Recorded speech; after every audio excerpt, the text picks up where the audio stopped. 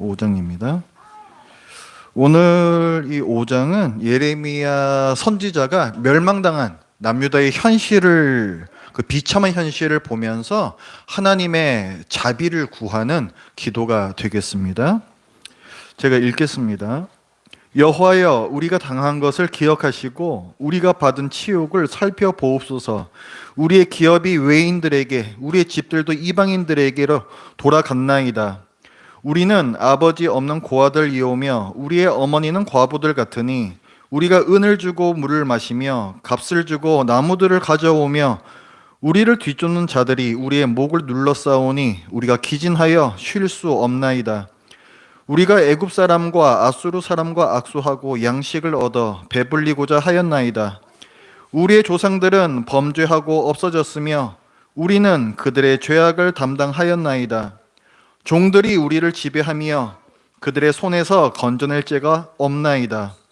광야에는 칼이 있으므로 죽기를 무릅써야 양식을 얻사오니 굶주림의 열기로 말미암아 우리의 피부가 아궁이처럼 검으니이다.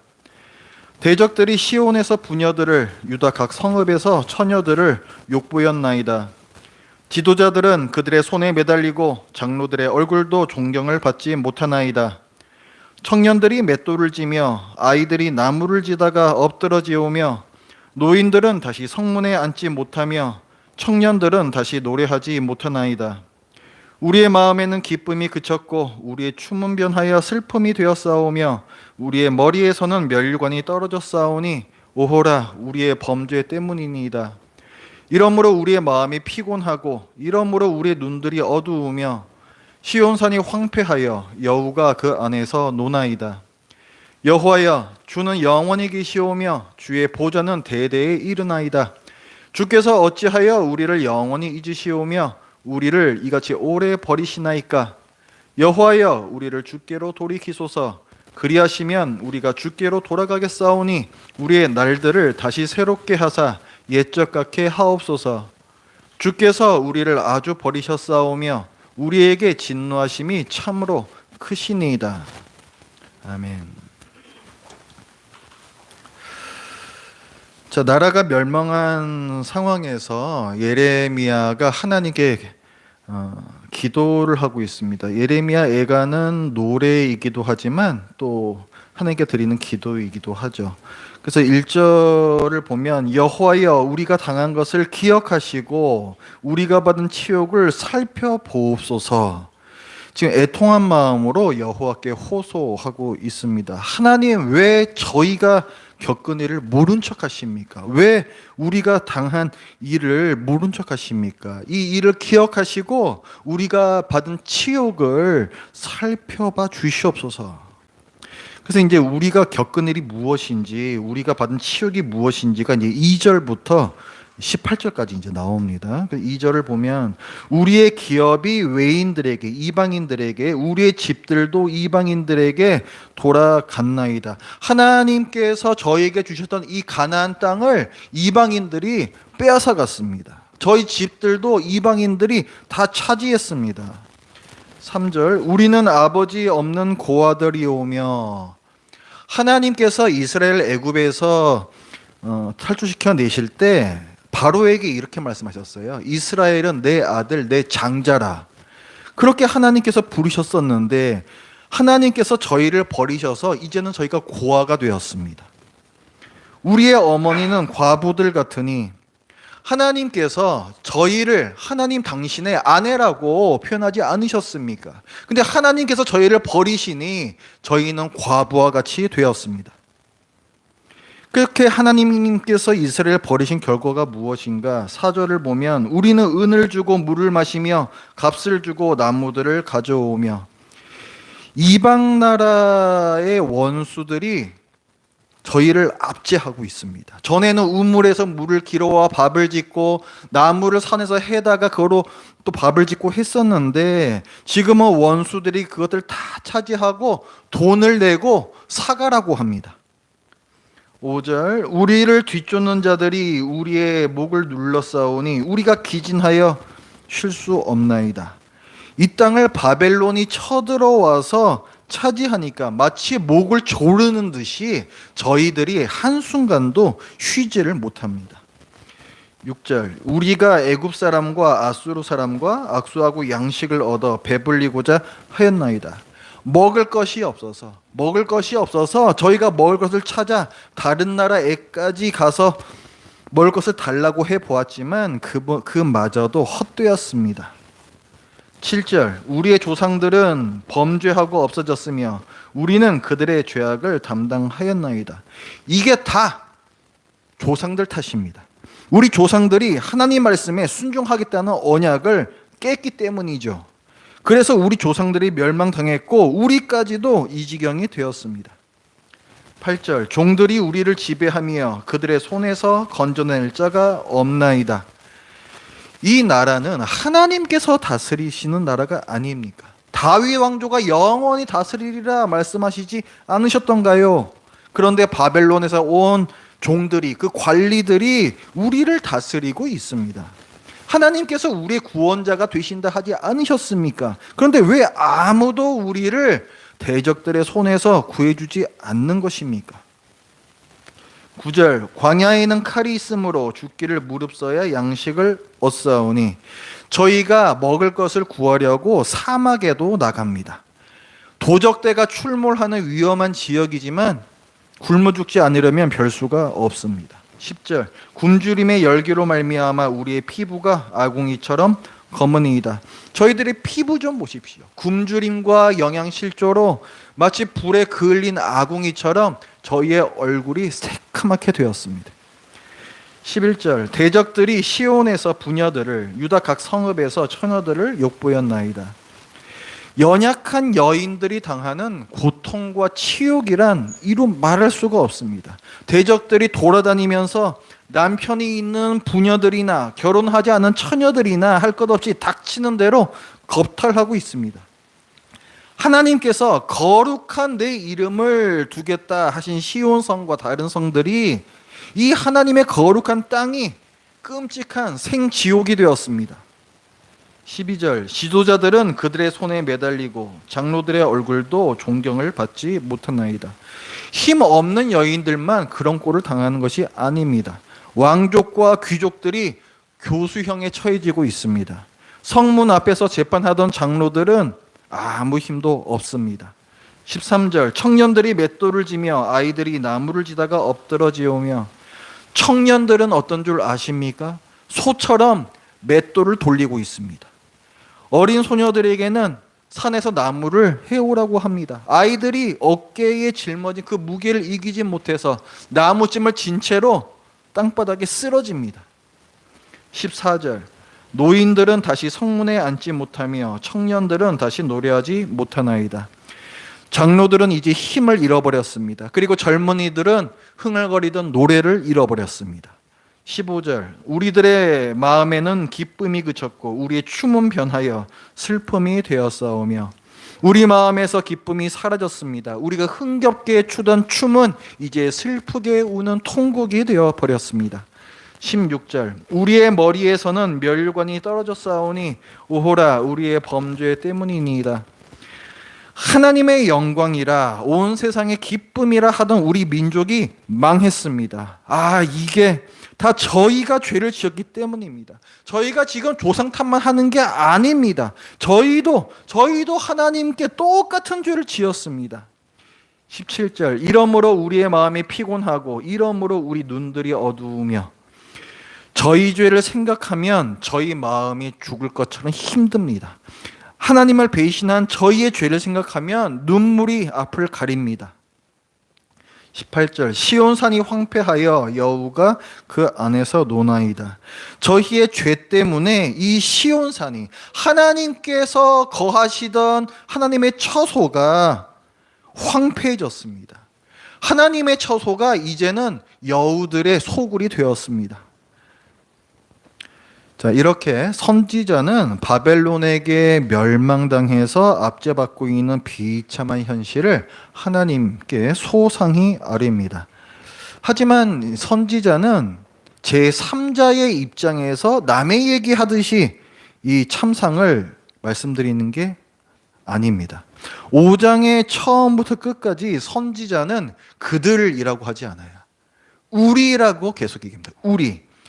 이 5장에서 우리라는 이 단어가 얼마나 많이 나오는가 여러분 한번 쭉 한번 보시기 바랍니다. 1절부터 여호와여 우리가 당한 것을 기억하시고 우리가 받은 치욕을 살펴보옵소서 시작하고 22절에는 주께서 우리를 아주 버리셨사오며 우리에게 진노하심이 참으로 크시나이다. 우리로 시작해서 우리로 끝나는 게 이 애가 5장이에요. 우리가 끔찍한 고통과 치욕을 당하고 있습니다. 그러니까 남유다의 아픔은 다른 사람의 아픔이 아닌 바로 자기 자신의 아픔이다. 선지자 자신의 아픔이다. 얘기하고 있고 이 모든 것이 우리의 범죄 때문입니다. 그러니까 예레미야는 나라가 멸망당한 것이 내 말을 안 들은 저 사람들의 죄 때문입니다라고 고발하는 게 아니고 하나님의 말씀을 듣지 않은 우리의 잘못 때문이라고 자백하고 있습니다. 예레미야는 자기와 남유다 백성을 공동 운명체로 묶고 하나님께 필사적으로 호소하며 회개하고 있습니다. 오늘 이 애가 5장에서 남유다가 겪은 끔찍한 일들을 우리가 자세하게 봤는데 이 모든 일들은 저 옛날에 하나님께서 히브리 민족을 애굽에서 탈출해 내셔서 이 가나안 땅에 들여 보내실 때에 맺었던 언약, 신명기 28장에 나오는 순종하면 복이요 불순종하면 저주라고 할 때 그 불순종의 저주 목록에 모두 있는 것입니다. 오늘의 이 참상들 하나하나가 신명기 28장에서 모두 다 하나님께서 미리 말씀하셨던 것이 그대로 이루어진 거예요. 남유다 백성이 오랫동안 죄를 쌓으면서 회개하지 않았을 때 하나님께서는 말씀하신 대로 정확하게 악인을 벌하시는 공의의 심판으로 보응하신 것입니다. 하나님은 반드시 하신 말씀을 지키시는 신실하신 분이십니다. 전혀 하나님께서 다스리시는 것 같지 않은 이 땅의 상황을 바라보던 선지자는 이제 눈을 하늘로 들어서 하나님을 바라봐요. 19절입니다. 여호와여 주는 영원히 계시오며 주의 보좌는 대대에 이르나이다. 여호와여 하나님께서는 시대를 초월하여 온 세상을 다스리는 왕이 아니십니까? 강력한 군대로 우리나라를 멸망시킨 바벨론도 하나님께서 그 손에 잡고 휘두르시는 매 한낱 심판의 도구에 불과하지 않습니까? 지금 우리를 다스리는 바벨론 왕이 대수입니까? 여호와께서 참 왕이시고 참 신이 아니십니까? 그 고백을 지금 하고 있는 거예요. 그리고 계속해서 하나님께 탄원합니다. 20절을 보면 주께서 어찌하여 우리를 영원히 잊으시오며 우리를 이같이 오래 버리시나이까? 여기서 중요한 단어는 주께서라는 이 단어예요. 주. 왕이라는 것입니다. 지금 이 선지자가 여호와를 주, 왕이라고 부르고 있음에 주목하시기 바랍니다. 앞절에서 온 시대를 초월하고 이 온 세상의 왕이시며 참 신이신 그 하나님께서 지금도 저희의 왕이시라고, 지금도 저희의 주가 되신다라고 그렇게 고백을 하고 있어요. 하나님께서 영원히 저희의 왕이 되시겠다고 출애굽시키실 때 언약하시지 않았습니까? 그런데 왜 저희를 영원히 잊으려 하십니까? 왜 고통받는 저희를 구원하지 않으시고 이같이 내버려 두십니까? 선지자는 지금 여호와께 영원히 우리 왕이 되어 주시겠다라는 그 언약대로 지금 우리를 구원해 주셔야 된다고, 지금 우리를 회복시켜 주셔야 한다라고 촉구하고 있습니다. 불순종하며 멸망하리라 언약대로 남유다를 멸망시키신 하나님의 바로 그 신실하심, 말씀대로 이루시는 바로 그 신실하심에 기대어서 자비를 구하고 있는 것이죠. 그리고 위대한 기도가 이어집니다. 21절 여호와여 우리를 주께로 돌이키소서 그리하시면 우리가 주께로 돌아가겠사오니 우리의 날들을 다시 새롭게 하사 옛적 같게 하옵소서. 무슨 말입니까? 저희는 죄를 사랑하며 죄 짓기에 부지런합니다. 저희는 죄를 안 지을 수가 없습니다. 저희는 죄 앞에서 무능합니다. 하나님께서 저희의 마음을 돌이켜 주셔야, 그래야 우리가 하나님께로 돌아갈 수 있습니다. 저희의 마음을 돌이켜 주시고 저희를 옛적처럼 회복시켜 주옵소서. 이런 기도예요. 선지자는 철저히 썩어 빠진, 전적으로 타락한 인간의 마음을 정확하게 꿰뚫어보고 있습니다. 하나님의 은혜가 아니고서는 우리는 마음을 돌이킬 수 없다고, 영적 선에 대해서 이토록 무능하다고 하나님 앞에서 겸손하고 솔직하게 고백하며 회개의 영을 달라고, 이 세대를 새롭게 해달라고, 옛적의 영광을 회복시켜달라고 간구하고 있습니다. 그리고 마지막 22절, 주께서 우리를 아주 버리셨사오며 우리에게 진노하심이 참으로 크시니이다. 이게 희망적인 말씀입니까? 절망적인 말씀입니까? 마지막 절 이거는 어때요? 희망적이에요? 절망적이에요? 절망적이죠. 주께서 우리를 아주 버리셨습니다. 우리에게 진노하심이 참으로 크십니다. 절망적인 선언이에요. 5장 전체와 이 애가 전체의 마지막인데, 하나님께서 우리를 아주 버리셨습니다. 하나님의 진노가 돌이킬 수 없을 정도로 참으로 큽니다. 라는 절망적인 선언으로 끝났다. 이렇게 보이는 거예요. 그런데 이것은 굉장히 어색하지 않습니까? 굉장히 어색한 거예요. 왜냐하면 바로 위에 21절, 바로 직전에서 회복의 소망을 노래했기 때문입니다. 이게요, 22절을 시작하는 그 원문 히브리어의 접속사를 어떻게 해석하느냐에 따라 가지고 이게 달라져요. 그 접속사가 여러 가지 의미로 이제 해석이 될 수가 있습니다. 하나의 그 어떤 용법으로 해석이 되면 우리말 성경처럼 이렇게 해석이 돼요. 이렇게. 그런데 문맥을 보면 그 접속사를 다른 의미, 그 접속사가 갖고 있는 다른 의미를 사용해서 해석하는 것이 훨씬 더 낫습니다. 그래서 혹시 NIV 성경 갖고 계신 분들은 참고하시면 되는데, NIV는 그 다른 용법의 해석을 갖고 와서 이 22절을 해석을 해요. 그 NIV에서는 이렇게 시작합니다. unless 이렇게 돼요. unless 이렇게 시작을 해요. 접속사를 unless, 영어 unless, 뭐뭐가 아니라면 이라고 번역을 하고 있습니다. 그럼 22절은 어떻게 되는 거냐면, 주께서 우리를 아주 버리신 것이 아니라면, 우리에게 진노하심이 참으로 크시지 않다면, 이렇게 되는 거예요. 그러면 이거는 뭐뭐 하지 않다면 일종의 그 조건문처럼 되는 거죠.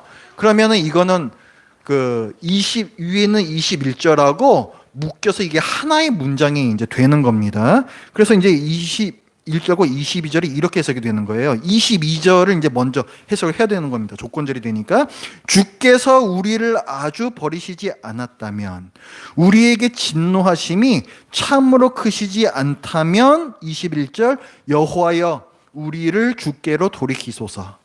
그리하시면 우리가 주께로 돌아가겠사오니 우리의 날들을 다시 새롭게 하사 옛적 같게 하옵소서.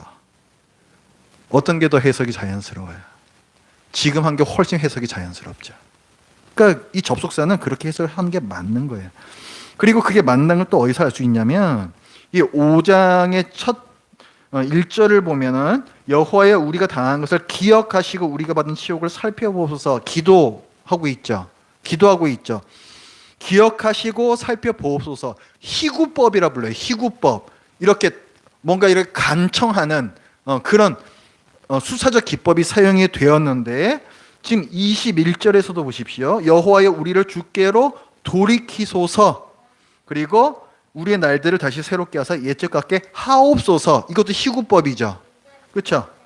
22절에는 희구법이 안 나와요. 그죠?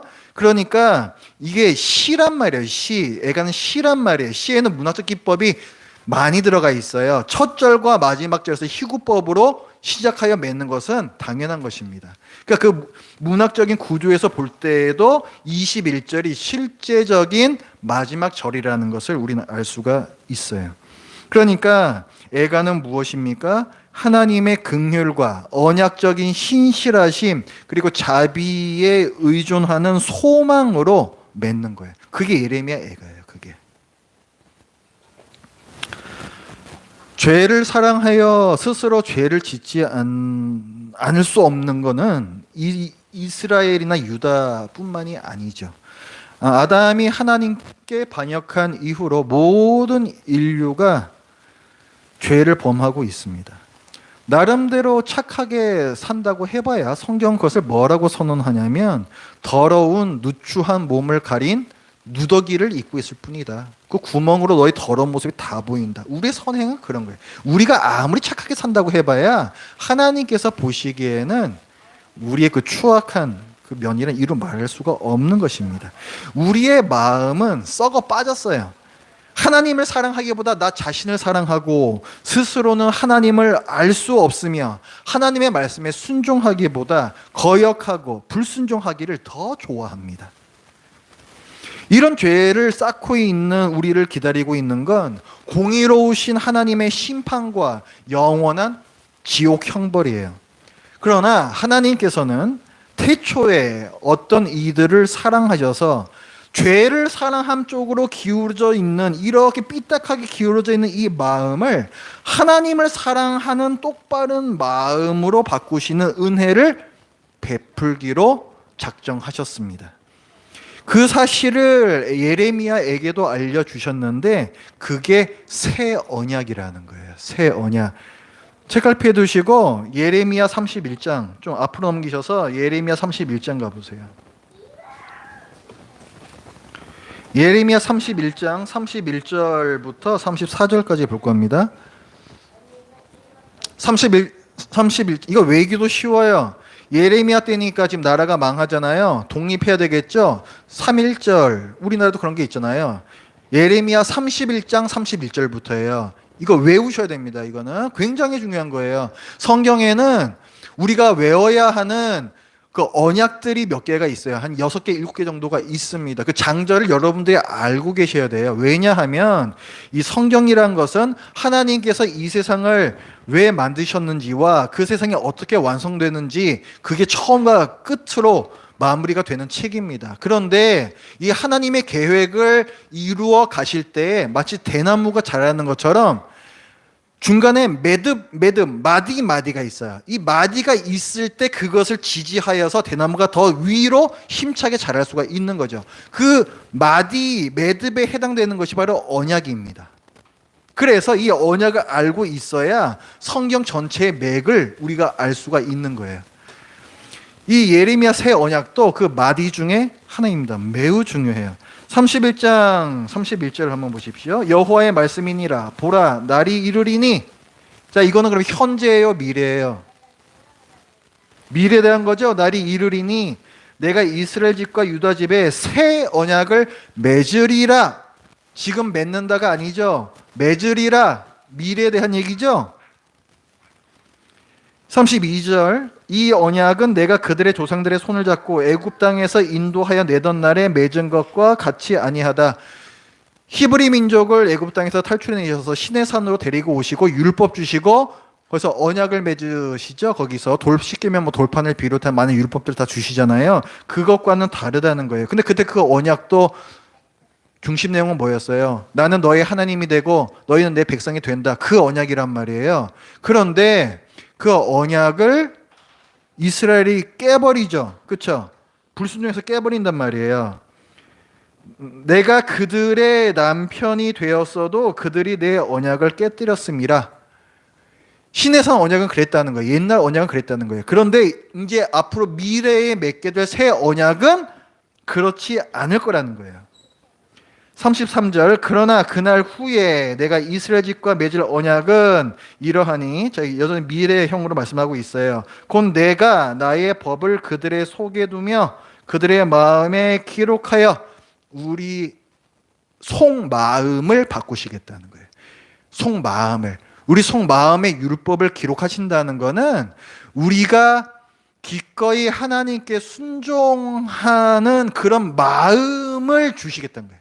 우리에게 그 마음을, 우리 마음을 변화시키겠다는 거예요. 이것은 신자에게 오는 회개의 영에 대한 예언의 말씀이에요. 회개의 영. 우리를 회개시키는 영.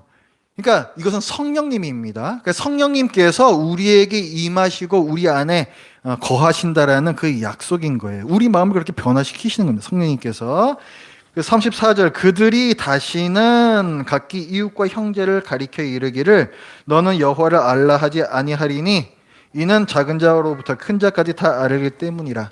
아직 이 날은 오지는 않았어요. 이것도 지금 미래형인데 이건 뭐냐면 온 세상이 다 하나님의 영광을 밝히 보게 되는 때입니다. 이거는 예수님께서 다시 오실 때예요. 재림하실 때에 온 세상 사람들이 다 여호와의 영광을 보게 되기 때문에 누가 누구한테 자 하나님은 이런 분이야 라고 가르쳐줄 필요가 없게 된다는 거예요. 34절 그 뒷부분에서 보면 내가 그들의 악행을 사하고 다시는 그 죄를 기억하지 아니하리라. 영원한 죄사함이죠. 예수 그리스도의 십자가 대속에 대한 약속이에요. 그러니까 지금 이 31절부터 34절까지는 두 가지 약속이 있는 겁니다. 예수 그리스도의 십자가 대속이 있고 성령님께서 우리 안에 오시는 것. 회개의 영으로서 우리 안에 오시는 것. 이 두 가지 사건에 대한 예언이 들어가 있는 거예요.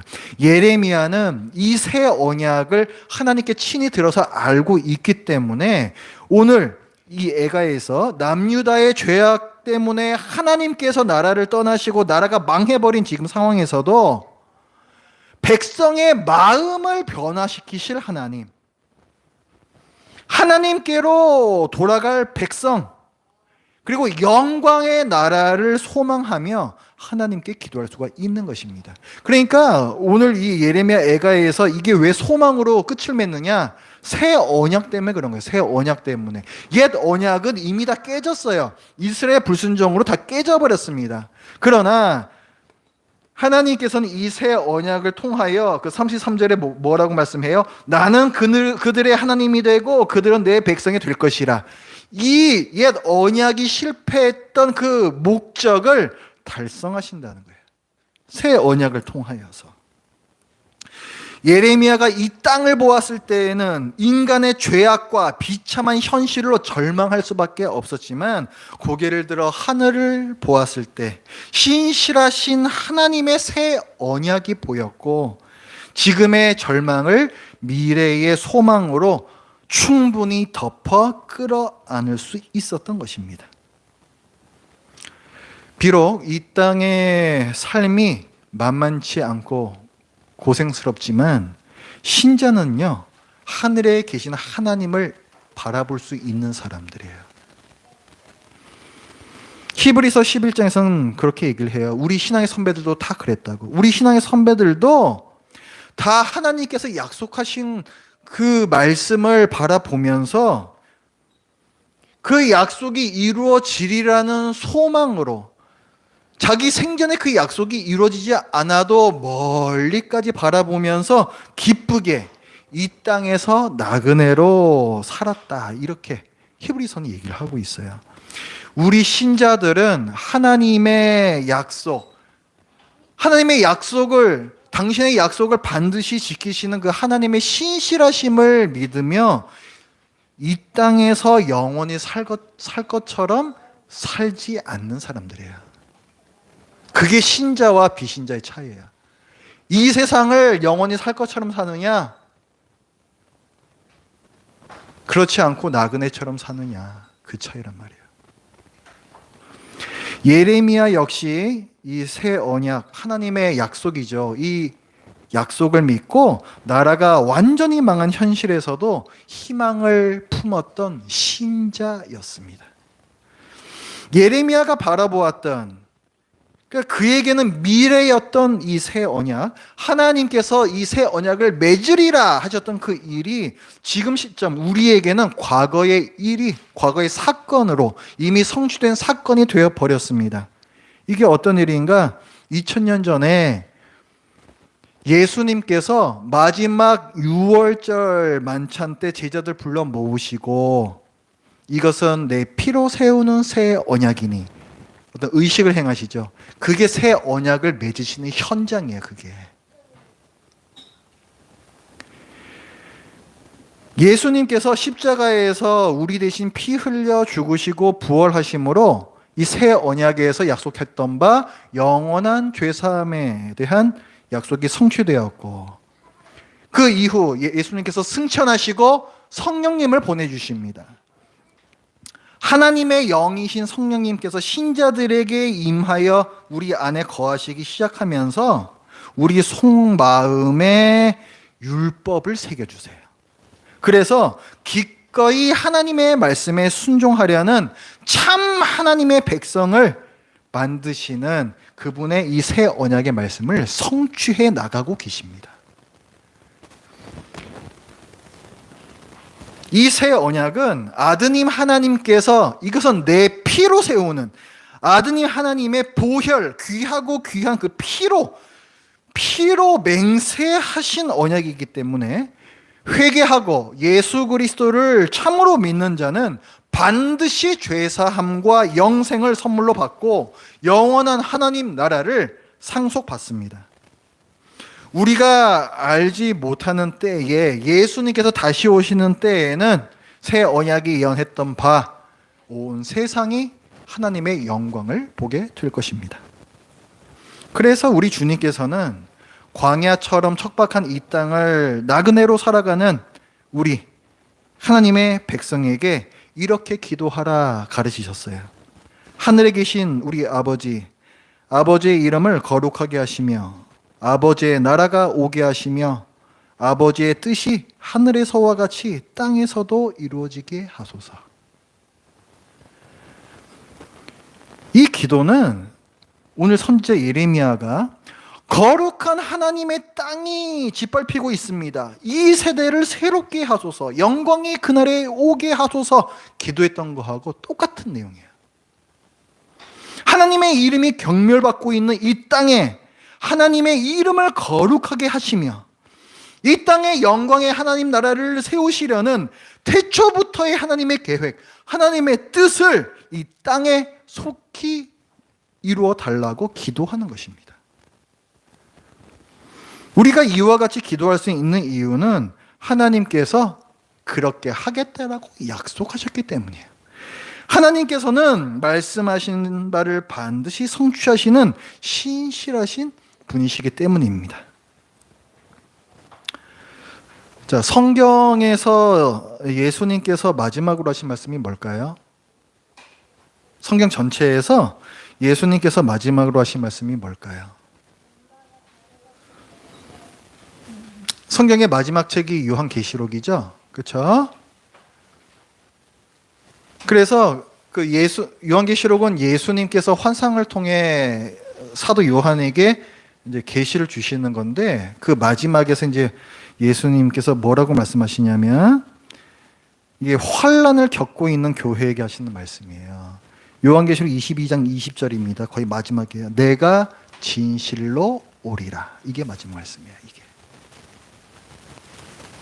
주님께서는 아버지의 뜻이 하늘에서 이루어진 것 같이 이 땅에서도 이루어지게 하소서라고 기도하라 가르치시면서 마지막으로 뭐라고 우리에게 알려주시냐면 내가 진실로 속히 오리라. 환난을 겪고 있는 교회에게 이렇게 말씀하신다고요. 여기에 대해서 교회가 마지막으로 화답을 합니다. 그 말이 뭡니까? 여러분들이 마라나타라고 잘 알고 계시는 바로 그 말씀이에요. 아멘, 주 예수여 오시옵소서. 이거예요. 이게 교회의 응답이에요. 이게. 다시 오셔서 영광의 하나님 나라를 완성시키겠노라는 내가 진실로 속히 오리라. 이 하나님의 참된 예수님의 참된 말씀에 대하여 우리는 뭐라 고백하는가? 아멘, 진실로 그렇습니다. 그런 뜻이에요. 아멘은 진실로 그러합니다는 뜻이에요. 우리는 그것을 진실로 진리로 받는 것입니다. 주 예수여 오시옵소서. 다시 오셔서 영광의 하나님 나라를 완성시키겠노라는 주님의 약속과 신실하심이 환난 중에 있는 우리를 붙들어 세우는 유일한 소망이고 위로입니다. 다른 소망, 다른 위로는 없어요. 신자에게 다른 소망과 다른 위로는 없습니다. 이 세상에 우리에게 줄 수 있는 그 어떤 소망과 위로도 우리에게는 참 소망, 참 위로가 되지는 못합니다. 그때뿐이죠. 그때뿐이라고요. 헛된 소망이에요. 헛된 위로라는 거예요. 우리가 아까 찬양했던 것처럼 그 험한 산과 골짜기를 우리가 지나갈 때에 하나님께서는 우리를 더 가까이로 이끄십니다. 오늘 예레미야 애가에서도 그렇죠. 이 처참한 현실에서 선지자는 백성들을 다독거리며 함께 기도해요. 하나님께 나아간다고요. 혹시 여러분도 지금 여러 가지 일들로 인해서 환난 중에 계십니까? 고통 중에 계십니까? 저는 여러분이 오늘의 현실에 절망하지 않기를 바라고 그거를 위해서 저는 기도를 해요. 여러분에게 환난이 없기를 위해서 저는 절대로 기도하지 않습니다. 왜냐하면 그 환난은 여러분을 하나님께로 가까이 이끌어들이는 하나의 수단이기 때문에 그래요. 그 환난 가운데에서 여러분이 하나님과 더 가까워지시기를 저는 그것을 위해서 기도를 합니다. 현실에 낙담하지 마십시오. 왜냐하면 하나님께서 약속하신 바가 있기 때문입니다. 영원한 소망이 있기 때문입니다. 우리는 예수님께서 내가 진실로 오리라는 그 말씀을 붙들고 마라나타, 주님 속히 오시옵소서 기도하며 하나님 나라를 위해서, 이 땅에 이루어질 그 하나님 나라를 위해서 부지런히 용감하게 오늘을 살아가야 할 것입니다. 기도하겠습니다. 하나님 아버지, 저도 오늘 예레미야 애가의 마지막 장을 보면서 이 비참한 현실을 소망으로 끝맺는 선지자의 노래를 보았고, 또 예레미야가 그렇게 할 수 있었던 이유가 무엇인지 보았습니다. 예레미야가 품었던 그 소망은 바로 저희들이 품을 수 있는 바로 그 소망임을 알았습니다. 하나님 아버지, 저희들이 이 땅의 현실을 볼 때에는, 제가 살고 있는 이 현실을 볼 때에는 그저 한숨이 나오고 울음이 나오고 그저 고통스럽지만, 그러나 하나님의 말씀을, 그 신실하신 하나님을 바라볼 때에 저희에게 꺾일 수 없는 소망이 있음을 고백합니다. 하나님 아버지시여, 저희들이 이 세상 살아가면서 나그네와 같이 살겠습니다. 이 세상을 영원히 살 것처럼 뭐 이런 것들 저런 것들 많은 것들을 의지하고 모으면서 그렇게 살지는 않겠습니다. 하나님께서 저희들에게 어떻게 살라고 가르쳐 주셨사오니 저희들이 그렇게 살아가겠습니다. 저희에게 유일한 위로가 되시고 또 소망이 되시는 예수 그리스도의 이름으로 기도드립니다. 아멘.